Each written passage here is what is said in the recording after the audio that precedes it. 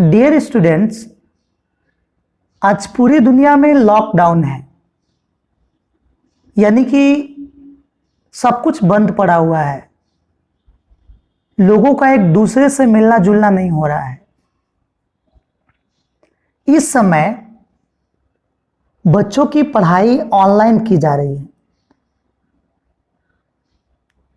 तो ऑनलाइन पढ़ाई का ये जो प्रचलन काफी बढ़ गया है लॉकडाउन के दौरान, इस चीज का तो मैं पहले से सपोर्टर हूं। ऑनलाइन पढ़ाई का एक और भी फायदा है कि आप अपने घर पे रहेंगे और आराम से पढ़ेंगे। दूसरी बात यह कि यदि आप पढ़ रहे हैं, पढ़ते पढ़ते आपको भूख लग गई, तो आप बोलेंगे कि टीचर आप थोड़ी देर के लिए स्टॉप हो जाएं और मैं खाना खा के आता हूं। तो आप वीडियो को रोक देंगे और आराम से आप खा के आके पढ़ सकते हैं। तो ये पूरी तरह से आप पे निर्भर है ना। यानी कि एक तरह से चाइल्ड बेस्ड एजुकेशन है ना। बच्चों की मन को भाने वाली पढ़ाई है। हाँ, थोड़ा सा नया है हमारे लिए, इसलिए समझ पाना थोड़ा सा अजीब लग रहा है। लेकिन आपको बताना चाहेंगे कि वर्तमान समय में बहुत सारे लोग वो ऑनलाइन पढ़ाई को सपोर्ट कर रहे हैं। इवन मैं अपने बारे में बताऊं, मैंने भी कई सारे एग्जाम बीट किए हैं, क्वालिफाई किए हैं। कई बार मैंने टेट का एग्ज़ाम दिया है, कई बार मैंने सीटेट के एग्ज़ाम्स दिए हैं, कई बार अन्य एग्ज़ाम भी दिए हैं जिनमें क्वालिफाई भी रहा। अब खास बात यह है कि मैं किताबें बहुत कम खरीदने लगा, क्योंकि ऑनलाइन होने की वजह से सारी चीज़ें यूट्यूब पे या अन्य जगह पे मिल जाती हैं, ऑनलाइन प्लेटफॉर्म पे आसानी से मिल जाती है। इसलिए किताबें खरीदने की ज़रूरत ही नहीं पड़ती। तो एक बहुत बड़ा फायदा हुआ।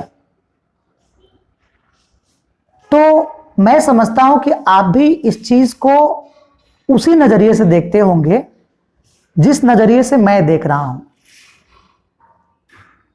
इसलिए ऑनलाइन पढ़ाई जो है हमारी, वो काफ़ी कारगर है और आप इसको स्वीकार करें। स्वीकार ही नहीं, आप इंजॉय भी करें इसको, क्योंकि यही एक तरीका होगा कि जो आने वाले समय में आगे ले जाएगा आपको। और ये दौर बहुत दिनों तक चलता रहेगा ऑनलाइन पढ़ाई का, ठीक है। तो मैं उम्मीद करता हूं कि आप इस सिचुएशंस में खुद को ढालेंगे और अपनी पढ़ाई को बेहतरीन तरीके से अंजाम देंगे। खैर, हम बात करते हैं, हम लोगों ने कुछ टॉपिक डिस्कस किए थे। हम लोग पढ़ रहे हैं क्लास 12 का एक चैप्टर, रिप्रोडक्शन इन ऑर्गेनिज्म। मैंने बहुत सारी चीज़ों के बारे में डिस्कस किया था। आगे हम आज और भी डिस्कस करेंगे कि क्या होते हैं एसेक्सुअल रिप्रोडक्शन। एसेक्सुअल रिप्रोडक्शन में भी हम लोगों ने कुछ चीज़ें डिस्कस की थी, लेकिन उसी में थोड़ा सा और डिस्कस करेंगे, है ना। और उसके बाद से हम आपसे कुछ सवाल भी पूछेंगे, तो आप जिस सवालों के जवाब देंगे मुझे। तो चलिए, हम लोग पढ़ चुके थे कि किन किन तरीकों से क्या होता है, एसेक्सुअल रिप्रोडक्शन होता है। तो आज हम लोग आगे पढ़ेंगे। मुझे पढ़ाना है यहां से कि एक थोड़ा सा मैं और पेज को बड़ा कर लूं ताकि आपको स्पष्ट रूप से दिखाई दे, ठीक है। अब लेटर थोड़ा बड़े बड़े दिख रहे हैं। अब चलिए, मैं पढ़ रहा हूं, you have learn about the vegetative reproduction in the plant in the class 11। यानी कि कह रहा है कि आपको वेजिटेटिव रिप्रोडक्शन के बारे में क्लास 11th में बताया गया है ना। आगे कह रहा है कि what do you think, is vegetative reproduction also a type of asexual reproduction. आपसे पूछ रहा है कि क्या वेजिटेटिव जो रिप्रोडक्शन हम कह रहे हैं वो एसेक्सुअल का ही प्रकार है। आपके सामने सवाल है, ये आपसे पूछा जा रहा है ना, क्वेश्चन मार्क। आप सोचेंगे और बताएंगे। आगे देखते हैं, वाई डू यू से सो, और यदि ये है तो क्यों है। दूसरी बात कह रहा है कि is the term clone applicable, क्या क्लोन जो टर्म है वो अप्लीकेबल है to the offspring formed by vegetative reproduction. ये सारे सवाल आपके एनसीईआरटी में दिए गए हैं, है ना, जिन सवालों का आपको आंसर देना है, रिप्लाई करना है। ठीक है, इन सवालों को आप कमेंट करके मुझे बताएंगे कि मैं देखूं कि आपकी अंडरस्टैंडिंग कहां तक है, आप कहां तक समझ पाते हैं। तो मेरे 3 सवाल आप ध्यान से सुने एक बार और, कि क्या वेजिटेटिव रिप्रोडक्शन एसेक्सुअल रिप्रोडक्शन ही है, यदि है तो कैसे है, क्यों है, और दूसरी बात कि क्लोन को हम वेजिटेटिव रिप्रोडक्शन कह सकते हैं। ठीक है, इन तीनों सवाल का जवाब हम आपसे जानना चाहेंगे। आगे हम और चीजों के बारे में डिस्कस कर रहे हैं। वाइल इन एनिमल, कह रहा है कि animals and other small organism the term asexual is used, है ना, अनएम्बिगुअसली इन द प्लांट, है ना, द टर्म वेजिटेटिव रिप्रोडक्शन, ठीक है ना, इज द फ्रीक्वेंटली यूज्ड, है ना। यानी कि कह रहा है कि प्लांट्स में हम लोग क्या करते हैं कि जो एसेक्सुअल रिप्रोडक्शन है उसको हम लोग वेजिटेटिव रिप्रोडक्शन कहते हैं, है ना। मेरी बात समझ में आई कि एसेक्सुअल रिप्रोडक्शन को प्लांट की केस में, सिंपल ऑर्गेनिज्म की केस में हम लोग क्या यूज करते हैं, वेजिटेटिव रिप्रोडक्शन यूज करते हैं, इस टर्म के नाम से जानते हैं। दूसरी बात, in the plant the unit of vegetative propagation such as runner. अच्छा, प्लांट्स में क्या होते हैं कि कौन कौन सी चीजें हैं जो वेजिटेटिव प्रोपोगेशन को बढ़ावा देंगी, जिनसे वेजिटेटिव प्रोपोगेशन होगा या रिप्रोडक्शन होगा, है ना। ये पूछ रहा है कि प्लांट के कौन कौन से पार्ट हैं जिससे वेजिटेटिव रिप्रोडक्शन होता है, या वेजिटेटिव प्रोपोगेशन भी कह सकते हैं हम लोग, है ना। तो सच एज रनर, तो कुछ रनर्स होते हैं, उनकी वजह से क्या होता है, वेजिटेटिव रिप्रोडक्शन होता है ना। जैसे कि तुमने देखा है, पता ना देखा है कि नहीं देखा है, तो परवल की केस में क्या होता है, परवल की केस में जो रनर होता है ना, जो स्टेम होता है एक तरह से, उसी को लगा दिया जाता है। ठीक है, उससे नए प्लांट की ग्रोथ होती है ना। राइजोम एक अगला टर्म है, राइजोम से भी क्या होता है, वेजिटेटिव रिप्रोडक्शन होता है। अब पूछोगे राइजोम क्या है, राइजोम का मतलब होता है ऐसा स्टेम जो सॉइल के अंदर पाया जाए, यानी कि सॉइल के अंदर पाए जाने वाले स्टेम को हम लोग राइजोम कहते हैं। तो राइजोम को हिंदी में कहा जाए तो भूमिगत तना होता है। ठीक है, तीसरी बात, सकर, सकर हो गया, ट्यूबर, ऑफसेट और बल्ब, ये सारे जो है एक तरह से क्या है कि वेजिटेटिव रिप्रोडक्शन के एक तरह से यूनिट है ना। अच्छा, मैंने सकर के बारे में, ट्यूबर के बारे में, ऑफसेट और बल्ब के बारे में भी एक बार बात कर लेते हैं। सकर का मतलब होता है कि कोई आपने प्लांट देखा है तो नीचे उसकी जो सॉइल है, नीचे उसकी जो स्टेम है सॉइल के अंदर, वहां से एक छोटा सा पार्ट निकलता है, जैसे केले में देखें, तो उसको आप अलग करके लगा देते हैं, तो उसको सकर बोलते हैं। ट्यूबर का मतलब होता है, ये भी एक तरह का स्टेम ही है, जैसे आप पोटैटो में देखते हैं, ठीक है। और आगे बोल रहा है ऑफसेट, मैं अभी दिखाऊंगा आपको। ऑफसेट में क्या होता है कि आपने जो देखा है आइकॉर्निया प्लांट या जलकुंभी में ऑफसेट होता है, जिससे वेजिटेटिव रिप्रोडक्शन होता है। और उसकी बात किया जाए तो बल्ब की, तो bulb means onion, onion is example of bulb, are all capable of give rise a new offspring, यानी कि ये प्लांट के ऐसे पार्ट हैं जिनसे क्या होता है कि नए प्लांट का जन्म हो सकता है, ठीक है। बात समझ में आई? तो मैंने क्या बताया, एक बार और समझना है आपको, है ना। घबराने की कोई जरूरत नहीं, थोड़ा सा कम पढ़े लेकिन अच्छे से समझे हम लोग, है ना। ये ना कि कोई टर्म ना समझ में आए हम लोग आगे बढ़ गए, तो हमें समझने की जरूरत है ना। कौन सा हम भागे जा रहे हैं। तो मैं कह रहा हूं कि वेजिटेटिव प्रोपोगेशन या रिप्रोडक्शन के यूनिट कौन कौन से हैं। तो आपने देखा रनर है, राइजोम है, सकर है, ट्यूबर है, ऑफसेट है, बल्ब है, ये सारे एग्जाम्पल्स हैं, ठीक है। दूसरी बात कह रहा है कि these structure are called the vegetative propagules, यानी कि ये सारे जो स्ट्रक्चर्स हैं ये वेजिटेटिव प्रोपेग्यूल्स कहलाते हैं, है ना। आखिर कहलाए भी क्यों ना भाई, क्योंकि वेजिटेटिव प्रोपोगेशन में हेल्प कर रहे हैं, तो वेजिटेटिव प्रोपेग्यूल्स हुए ही, है ना। तो चलिए अब इनका मैं आपको फिगर दिखाता हूं, है ना। मैं बैक पेज पे करता हूं और आपको इसका फिगर दिखाता हूं, है ना। मैं पेज को थोड़ा सा और छोटा कर लेता हूं ताकि आपको दिखाई दे ठीक से, ठीक है। ये अब आप पहला एक फिगर देख रहे हैं, ये आप फिगर देख रहे हैं, तो आपको पोटैटो दिख रहा है, यानी कि वेजिटेटिव प्रोपोगिल्स इन एंजियोस्पर्म, यानी कि ये एंजियोस्पर्म के प्लांट हैं, इन सब में वेजिटेटिव प्रोपोगिल्स दिखाया जा रहा है। अब आपसे पूछा जाए एंजियोस्पर्म क्या है, तो बताओ एंजियोस्पर्म क्या होता है। तो एंजियोस्पर्म का मतलब होता है कि फ्लावरिंग प्लांट, है ना। पता है ना कौन कौन से प्लांट होते हैं, एंजियोस्पर्म होता है, जिम्नोस्पर्म होता है ना।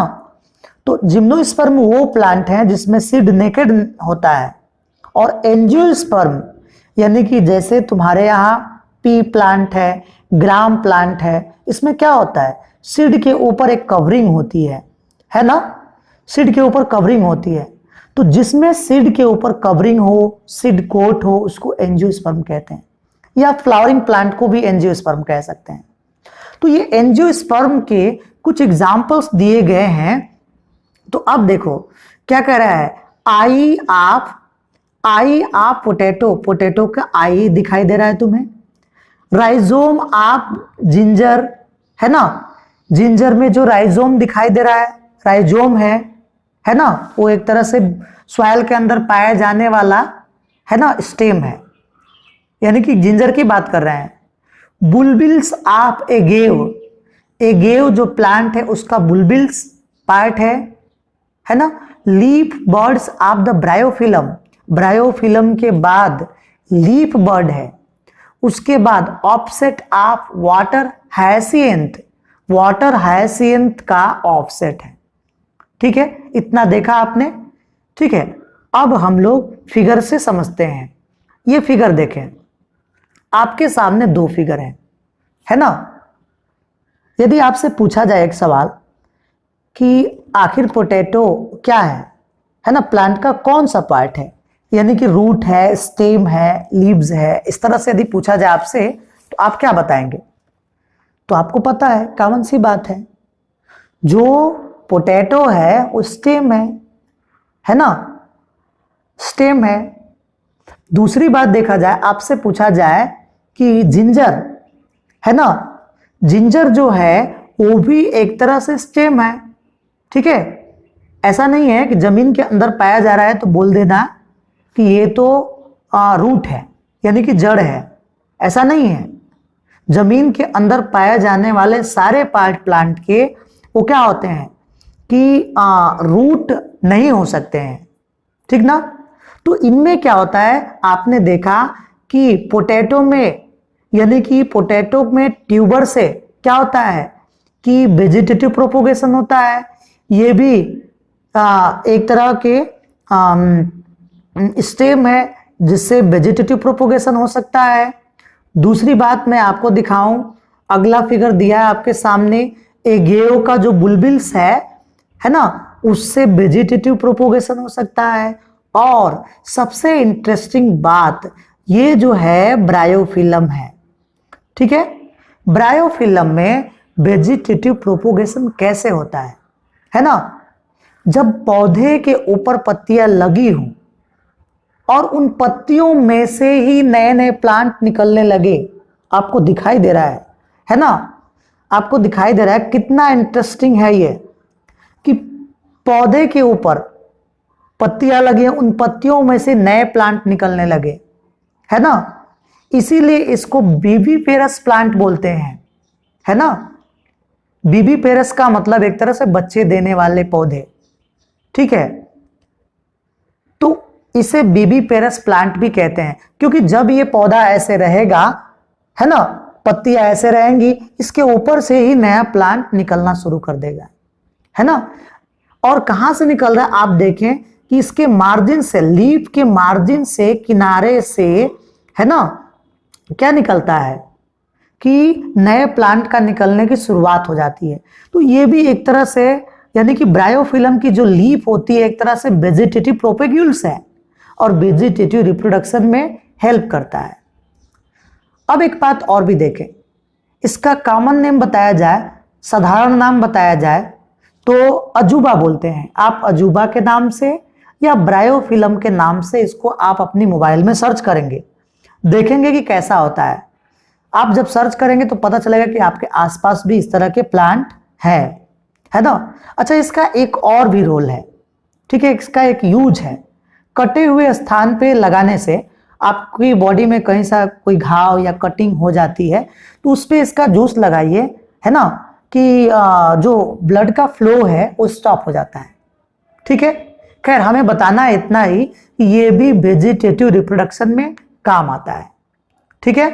दूसरी बात, अब देखा जाए, ये जो है एक प्लांट है, इस प्लांट का नाम है ना, वाटर हायसियंथ या आइकॉर्निया, जिसको आप जलकुंभी कहते हैं, ठीक है। जलकुंभी में भी वेजिटेटिव रिप्रोडक्शन के लिए ये ऑफसेट, जो मिडिल में आपको दिख रहा है ऑफसेट, पाया जाता है ना। यानी कि इस पार्ट से नए प्लांट का जन्म हो सकता है। तो आपने क्या देखा कि वेजिटेटिव प्रोपोगेशन कैसे होता है, किन किन पार्ट से होता है, ये आप बखूबी समझ गए हैं। आगे हम लोग डिस्कस करेंगे, ठीक है। आपको घबराने की जरा भी जरूरत नहीं है, थोड़ा सा टाइम लगेगा, लेकिन हम लोग पूरी चीज को समझ रहे हैं, एनसीईआरटी की हर लाइन को डिस्कस कर रहे हैं, ठीक है। आगे पढ़ते हैं हम लोग। Obviously, since the formation of these structure does not involve the two parent, the process involved is the asexual। यानी कि कह रहा है कि इस सारी चीजों में दो पेरेंट की जरूरत तो पड़ी नहीं भाई, यानी कि वेजिटेटिव रिप्रोडक्शन में दो पेरेंट ने भाग लिया, तो ऐसा नहीं है ना। अच्छा, आलू की खेती तो देखा होगा ना, आलू की खेती में क्या करते हैं, एक आलू को हम लोग काट लेते हैं, है ना, टुकड़ों में काट लेते हैं, हाँ, बशर्ते आलू के पास आई स्पॉट होने चाहिए, है ना। और उसको हम लोग सॉइल में लगा देते हैं। सॉइल में लगाने के बाद उससे नया आलू बन जाता है। तो तुमने देखा कि एक ही आलू से नए आलू ढेर सारे बन जा रहे हैं, तो क्या यहां पे दो पेरेंट भाग ले रहे हैं? तो तुम बोलोगे कि नहीं, तो नहीं, इसका मतलब ये भी एसेक्सुअल रिप्रोडक्शन है। जब एक पेरेंट भाग ले तो ये क्या है, एसेक्सुअल रिप्रोडक्शन है ना। अब देखो, आगे आगे चलते हैं, समझते रहो, आगे बढ़ते रहते हैं। इन सम ऑर्गेनिज्म, है ना, कह रहे कि in some organism if the body break into pieces या फ्रैगमेंट, है ना, fragment, each fragment grow into an adult, ठीक है। यानी कि अब क्या होगा कि जो फ्रैगमेंट होगा वो क्या होगा, एक एडल्ट ऑफस्प्रिंग बना लेगा, ठीक है, यानी कि मैंने क्या कहा, इसका मतलब ये कहा कि कोई बहुत सारे ऑर्गेनिज्म ऐसे हैं कि जिसमें उसकी बॉडी छोटे छोटे टुकड़े में टूट जाती है, छोटे टुकड़े को हम लोग फ्रेगमेंट बोलते हैं, और हर टूटे भाग से नए जीव का जन्म होता है ना। ठीक है, ये बात समझ में आई।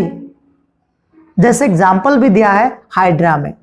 हाइड्रा को आपने देखा होगा, जब देखा है तो बता दो कि हाइड्रा एनिमल है कि प्लांट है। बहुत सारे तो इसी में कंफ्यूज हो जाएंगे कि हाइड्रा एनिमल है कि प्लांट है। दिखता तो है प्लांट जैसे, है ना, बट प्लांट बिल्कुल नहीं है, ये एनिमल है। अब एनिमल मैंने बता ही दिया, तो अब ये तुम बता दो कि किस फाइलम का एनिमल है। बहुत सारे फाइलम है, जिसमें से किस फाइलम का है ना। तो ये निडेरिया या सेलेंट्रेटा फाइलम का एक ऑर्गेनिज्म है ना।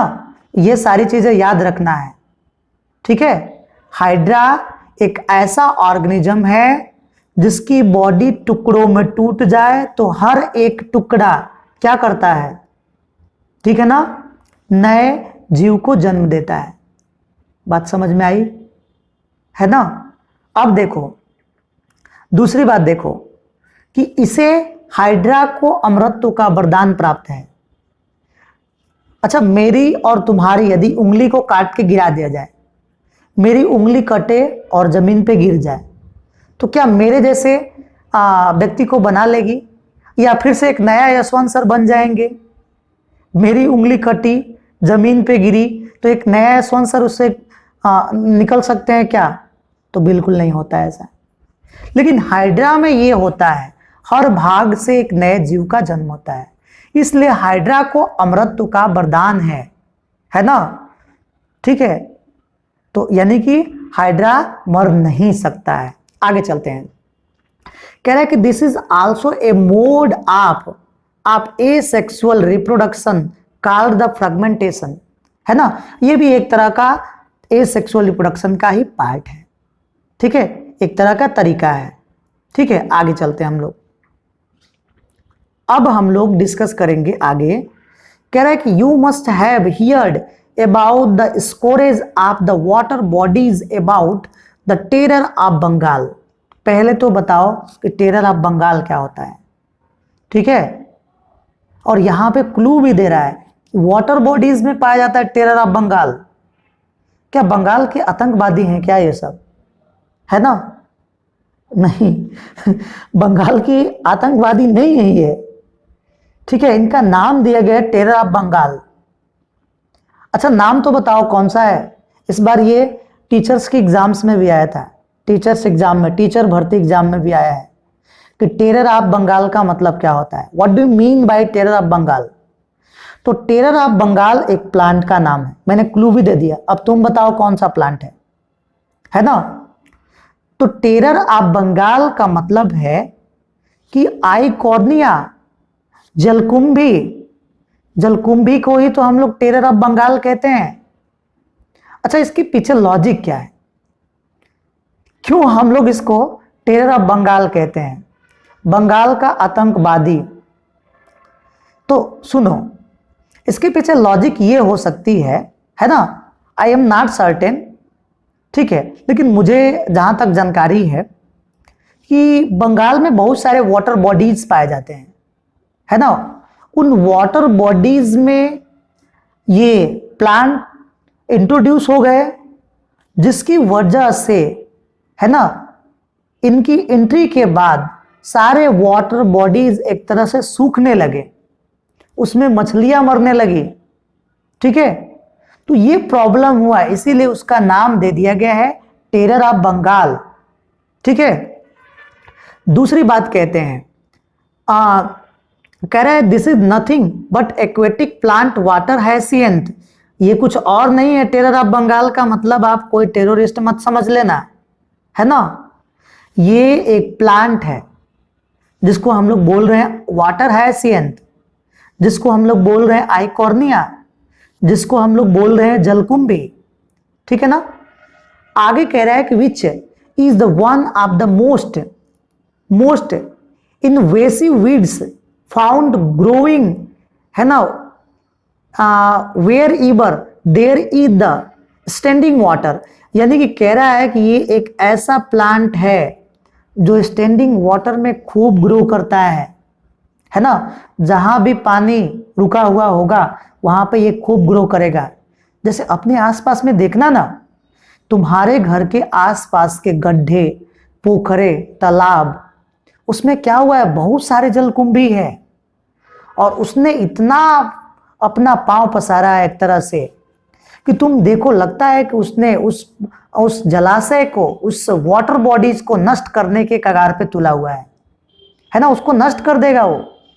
अच्छा, हर बार ग्रो होगा, हर बार सूखेगा उस वाटर बॉडीज में, तो क्या होगा, वाटर बॉडीज एक तरह से भरती जाएगी और क्या होगा, एक तरह से ऐसा समय आएगा कि वाटर बॉडीज खत्म हो जाएगा। ठीक है ना।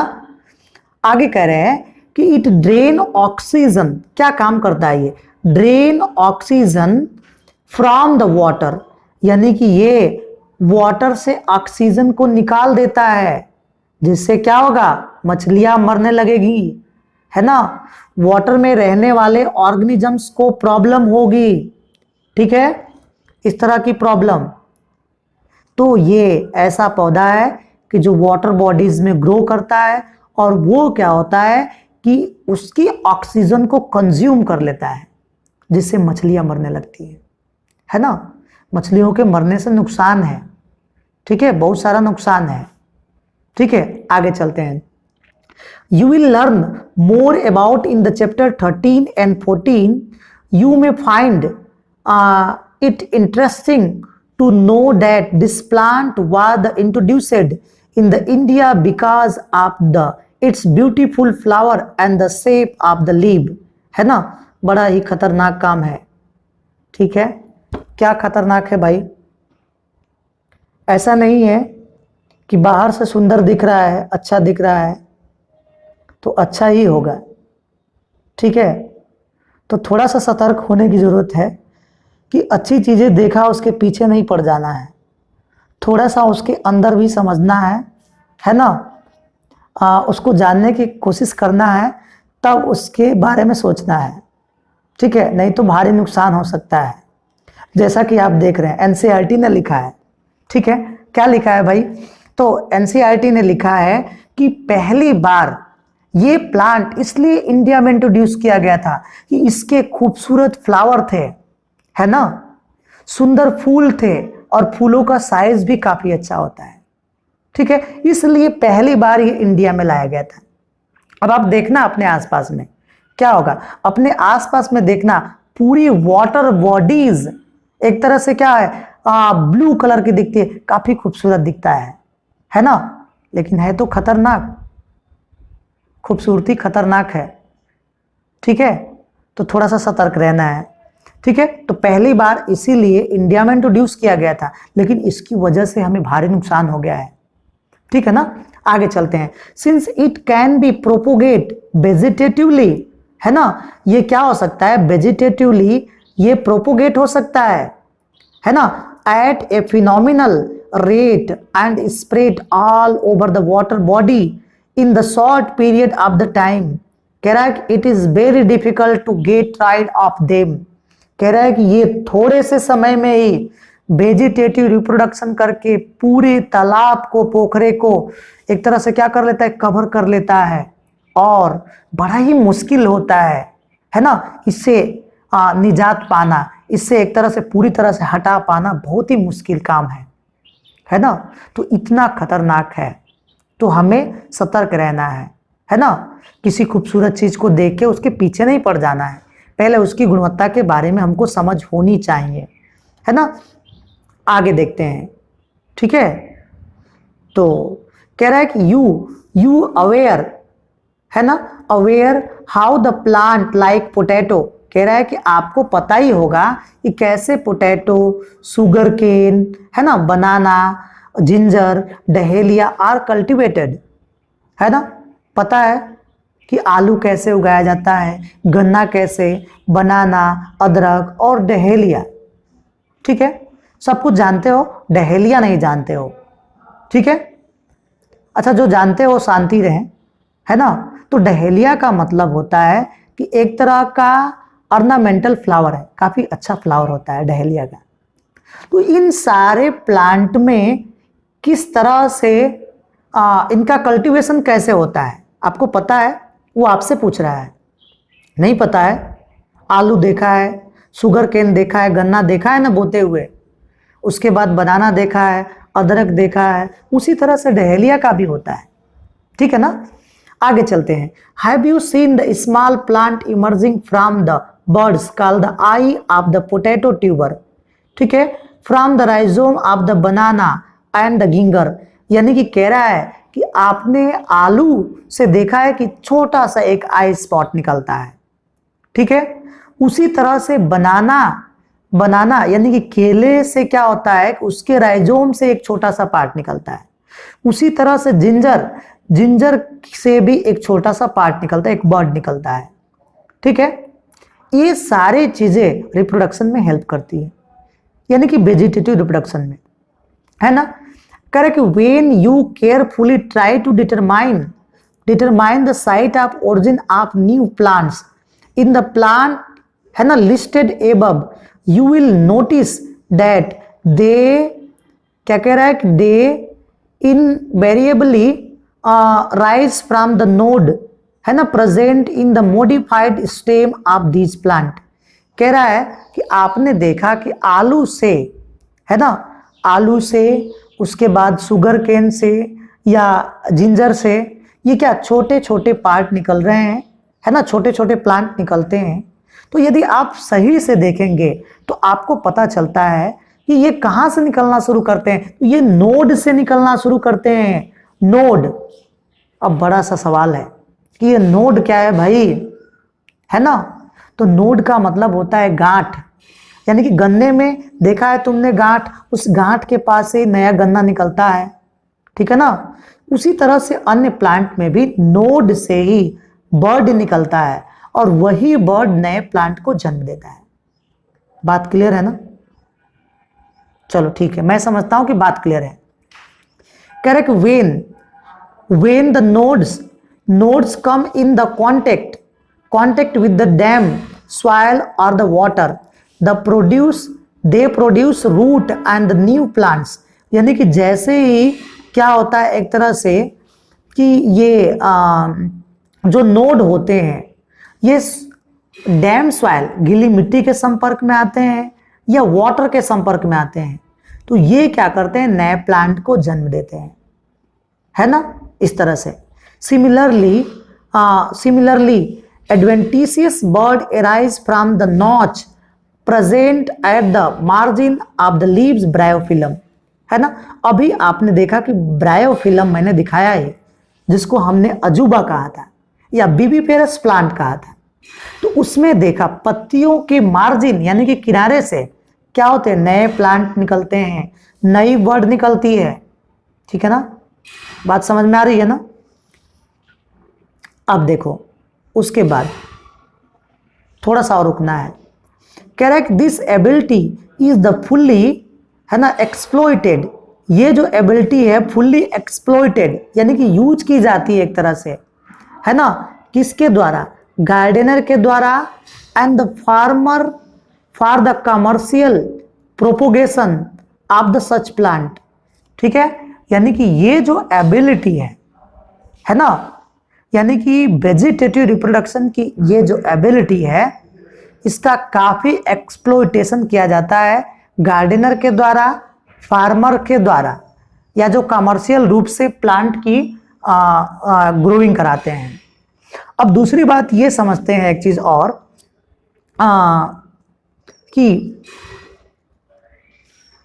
Correct, it is interesting to note that the asexual reproduction is the common method, है ना, of the reproduction in the organism that have a relatively simple organism, ठीक है, like the algae, fungi, that they shift to the sexual method of the reproduction just before the onset of adverse condition।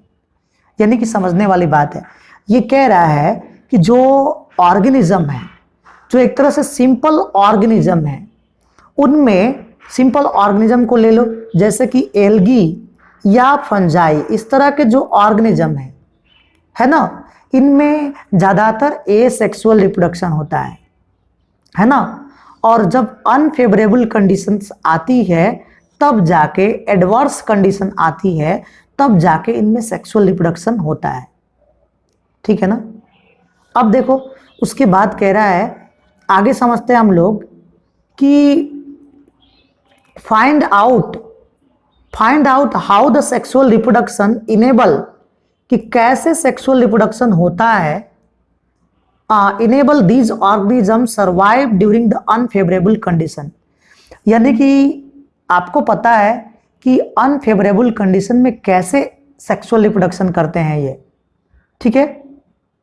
अब देखिए, why is the sexual reproduction favoured under the such condition, और कैसे इस खराब condition में, adverse condition में, bad condition में ये सेक्सुअल रिप्रोडक्शन होता है, ठीक है।